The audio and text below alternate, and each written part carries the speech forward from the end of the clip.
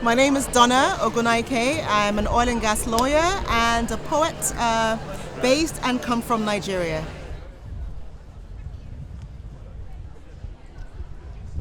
I write poetry and also write theatrical productions based on poetry using the medium of film sometimes, music sometimes, dance sometimes, folklore most times. And right now I just finished my debut collection of poems called A Different Kind of Broken. My name is Wanjiru Koinange. I am a Kenyan writer. I am a restorer of public libraries, the co-founder of Bookbank, which is a Nairobi-based social enterprise that's working to bring libraries back to life in the city. I live in Nairobi. I was born in Nairobi. I was educated for the most part in Nairobi. It's a city I love. It's a city I try to escape often and come back to. But I'm learning as I grow that it's a city that I want to be connected to for forever, to be honest. Yeah. I write essays, I write short stories. My first book, which is about an election we had in Kenya in 2007, is coming out in February. So it is my first major work of fiction, but outside of that, I write a lot of fiction and I write a lot of essays. Outside of my writing world, I work in libraries. I work around libraries. I work to restore them. I fundraise to build them. Donna and I will be traveling both individually and collectively to Uganda, Senegal, Gambia, Liberia, and maybe Nigeria, if we can squeeze it in. I live on the continent, but these are places I probably would never have thought of going, ever. Like my whole life, I've never thought of going there. So it would be good. I think it would be good just to be across another African and see if we see things the same way. I'm really excited. This trip is taking me way out of my comfort zone. When I got asked to do it, I literally wrote down a list of the countries I'd been to and saw how many of them were in Africa and how many of them weren't. And of course, most of them were not in Africa. Going to countries that you both probably have never been. So that's another level of vulnerability. I think that's what the project is about. I think that's it. Like what creative thing comes out of that extent of vulnerability, you know? I want to explore what has changed about the way that we're finding love on this continent, in the cities, in our cities, how we're even thinking about it, because something's shifting about the way people are finding companionship.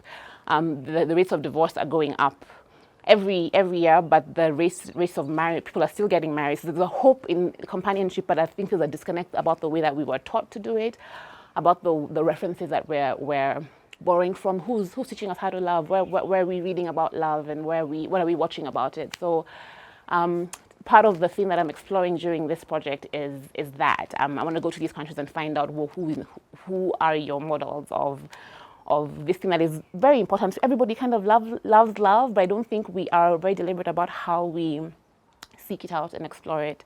At least I don't think I have been. So I want to see if there are people like me who are thinking in the same way. I'm interested in understanding the feminine sensuality and sexuality of Africans wherever we go, and also how Africans view their Africanness post-colonialism and post-cultural diversity, if you like.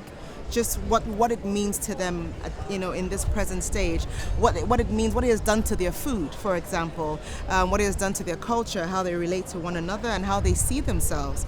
Are we more foreign than we are African, or are we still authentically African, even though we borrow some cultures from the foreign? I've recently been questioning the places we go for everything, for funding, for knowledge, for exposure, and I think we are, I'll speak for myself, I think I'm still colonized in the way that I seek kind of resources from the West, and I'm trying to look elsewhere.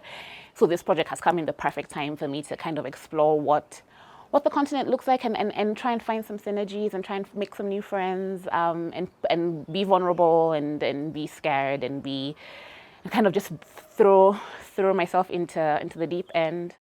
Just the opportunity to grow, to sit with someone else who writes, to hopefully learn their process and share my non-process, and because a lot of my art is devised, just to see where there's any kind of commonality, and learn that you have so much more to learn, or learn that you're actually well on your way and it's a good thing and you just need to expand on what you already know. I'm excited, and I hope to come back feeling inspired. I think that often with anybody creative, you kind of run out. Your tank gets empty, and I think that I'm at that point now. So I definitely need to recharge, and I think there's no better way to do it than to travel across the continent.